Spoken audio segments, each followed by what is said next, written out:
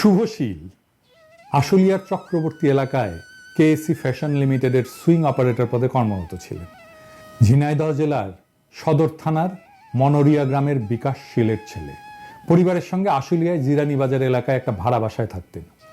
পরিবারের দুই ভাইয়ের মধ্যে শুভই ছিলেন ছোট। গত 20 জুলাই বিকালে ঢাকায় সাভারে সংঘর্ষের সময় গুলিবিদ্ধ হন শুভ।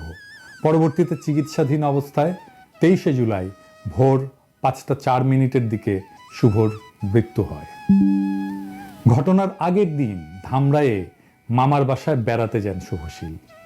পরদিন 20 জুলাই শনিবার বিকাল 4টা নাগাদ মামার বাসা থেকে বের হয়ে আশুলিয়ার জিরানির নিজের বাসার উদ্দেশ্যে রওনা হন শুভ। পথিমধ্যে সাভার বাসস্ট্যান্ড এলাকায় পুলিশের সঙ্গে আন্দোলনকারীদের সংঘর্ষের মধ্যে আটকা পড়েন তিনি।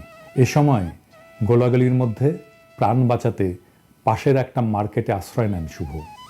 পরিস্থিতি কিছুটা স্বাভাবিক হলে বাইরে তাকিয়ে পরিস্থিতি বোঝার চেষ্টা করেন তিনি। এ সময়ই তাকে রাস্তায় ফেলে পেটে বন্দুক ঠেকিয়ে গুলি করা হয়।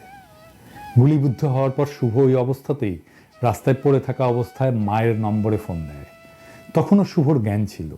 মায়ের ফোন ছিল তখন তার দাদার কাছে। শুভর দাদা ফোন রিসিভ করলে শুভর সেই মুহূর্তের কথাগুলো ছিল এরকম: দাদা, আমি তো শেষ, আমাকে গুলি করছে দাদা। অনেক কাকুতি মিনতি করছি, আমার কোনো কথা শোনেনি। বলছি আমি গার্মেন্টসে চাকরি করি, তাও আমার কলার ধরে রাস্তায় টেনে এনে পেটে বন্দুক ঠেকিয়ে গুলি করেছে দাদা। শুভশীলের মা সাধনাশীল, সেও আর এক গার্মেন্টস কর্মী। তিনি হাসপাতালে শুভর সাথে তার শেষ কথাগুলো এভাবেই বলেন: হাসপাতালে গিয়ে দেখি আমার বাচ্চাটা বেডে পড়ে কাতরাচ্ছে। কান্দা কান্দা কয়, মা আমি আর বাঁচব না। হাসপাতালের বেডে শুয়ে একটু জল চাইছিল বাচ্চাটা আমার কাছে, বলছিল, মা আমাকে একটু জল দাও। খুব কষ্ট হচ্ছে মা, আমার শরীর অবশ হয়ে আসতেছে, আমি মনে হয় আর বাঁচব না মা, শেষবার একটু জল দাও মা। আমি আমার বাচ্চাটার মুখে শেষবার এক ফোঁটা জলও দিতে পারিনি। ডাক্তারদের অনেক অনুরোধ করছি, ডাক্তাররা বলছেন জল দেওয়া যাবে না। সেই যে গেল অপারেশনের থিয়েটারে, আর আমার ছেলেটা ফিরল না।